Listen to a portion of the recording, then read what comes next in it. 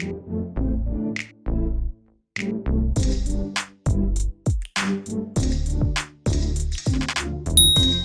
is something that we have to work on. It is a skill that we have to develop. And so, to make your life easier, because that's what I'm here for, I'm going to give you 7 ways and 7 things you can do every single day in order to make gratitude a bigger part of your life. And just by doing one of these things daily will help you in order to grow in your gratitude. The first one you can do is be able to write down 3 things that you're grateful for.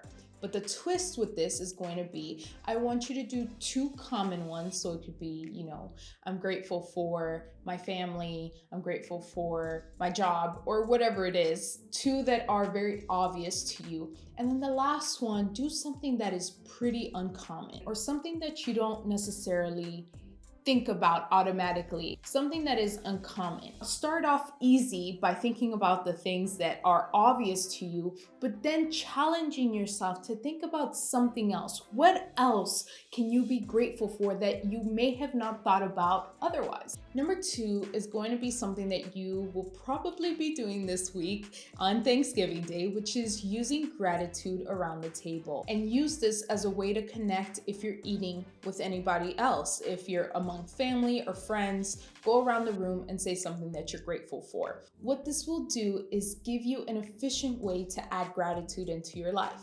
We always have to eat, right? So if we pair mealtime with gratitude, then you'll always be reminded that, okay, if I sit down to eat my meal or if I heat it up, I'm thinking about what am I grateful for? And it doesn't always have to be I'm grateful for my food. It could be other things.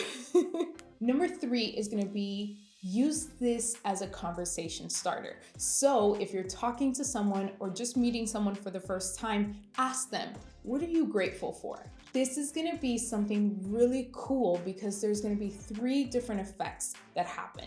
Number 1, you are going to challenge the other person to be grateful. So it is a way to spread happiness and gratitude. Number 2, you are going to challenge them to think about good and positive things in their life.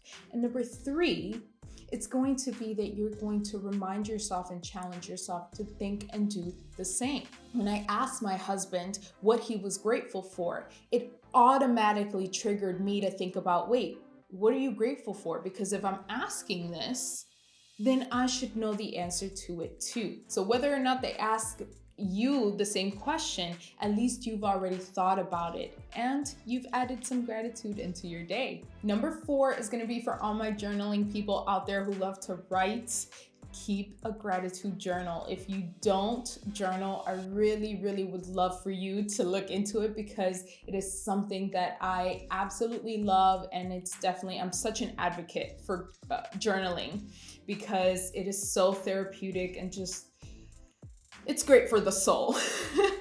But even being able to do a gratitude journal will help you implement this in an easy way because some of the books have prompts already in it where you can just write. And there's this really cool journal that I'll link down below that is called the 5-year journal. And it's just 1 line.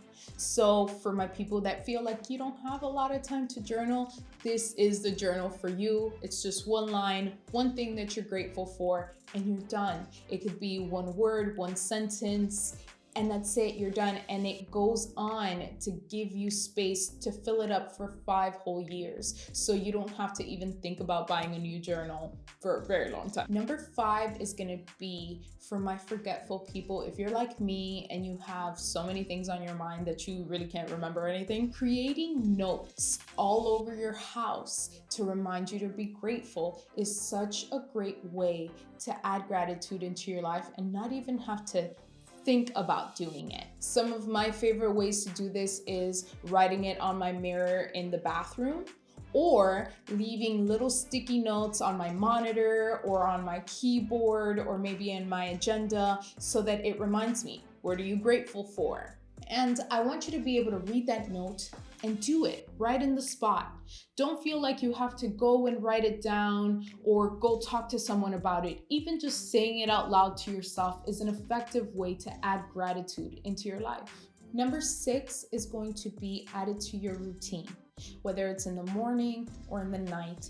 Being able to do it the first thing that you do when you wake up in the morning or the last thing you do when you go to sleep at night is such a great way to be able to begin and end your day. And I think this is a really cool and wonderful technique, especially when you're in stressful times or if you've had a really bad day, because we don't want to wake up feeling anxious and we don't want to go to sleep feeling anxious. Therefore, being able to train your mind to think about something good the first thing in the morning or the last thing at night will help you set the day off right and end the day right. And the final one is going to be have a gratitude buddy. I want you to be able to find someone that shares your same goals, that also wants to be grateful, and hold yourselves accountable. Have that person ask you and you ask them on a daily basis, what are you grateful for? I think this is also really cool when you're stressed out and maybe this is the person that you talk to and they can remind you, okay, I know you're stressed out. Let's go ahead, let's do this. What are you grateful for? And if you make it an intentional thing, it doesn't become annoying, because I know that sometimes when you're stressed out and someone says, you just gotta be grateful. It's like, oh, I don't want to be grateful right now. But if you've assigned this role to one another, it becomes a reminder as opposed to unsolicited advice. Use the world around you, the support system that you have, the resources in order to help you grow within this practice of gratitude. And overall, I think the main thing is just to be able to do at least one thing every single day that promotes gratitude. That way we can practice it more and more, because at some point it will become second nature. Your mind is such a powerful tool and it could create our reality. So when I say that gratitude creates your happiness, it means that you are able to use this tool and practice this in order to grow. When we start to recognize all the things that we are grateful for, then that means that we are going to start noticing all those good things in our life. And the more we recognize the good things, the more good and positive we attract into our life. Not only are you able to notice the good things happening, but now you're able to do more of what is making you happier and therefore create this life that has more of all these wonderful things. I want you to imagine that you have a bottle and that you're filling it with things. If I have more gratitude in my bottle, there's a little bit of space left for all of the rest. But if I have no gratitude, if I'm not practicing that and filling my bottle up with gratitude, that means there's a lot of space left for all those other things that I may not want. So I want you to be able to practice daily on your gratitude and fill that bottle up to the brim, so that you are in control of what your life and your day is full of, and that you give very little space for all those other things that are unwanted. And more than anything, be kind to yourself. Some days will be easier than others. You don't always have to be grateful. The most important thing is that you try. That's it.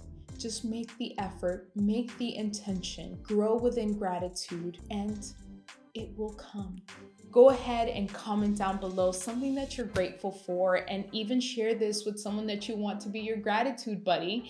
And let's start this amazing abundance of gratitude in all of our lives. Thank you guys so much. I will see you guys next week, but until then, always remember, cat cares. Bye guys.